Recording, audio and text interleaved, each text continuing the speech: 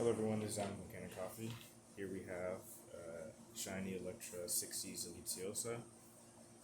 It came in because there was an error that didn't allow it to brew. It was the brew temperature,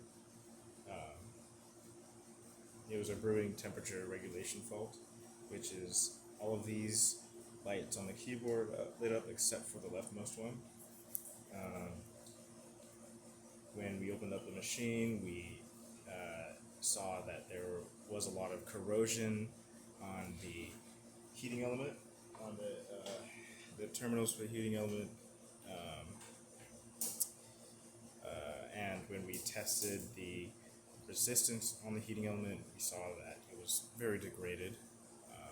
In fact, the resistance was so low that it was pulling a lot of current, and the power connector was getting very hot, and it actually tripped our breakers once, or the GFCI that had power strip that has a breaker. And as you can see on the inside of the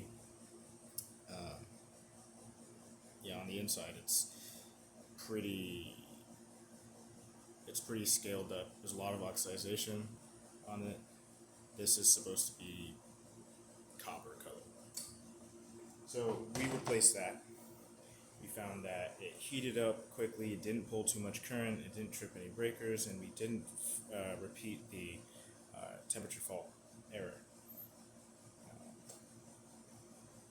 So here you can see it's actually all heated up.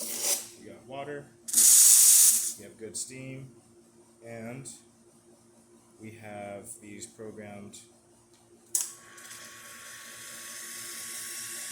shots.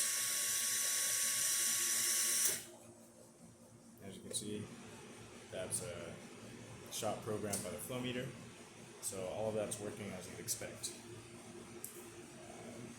So there you have it. Thanks for watching.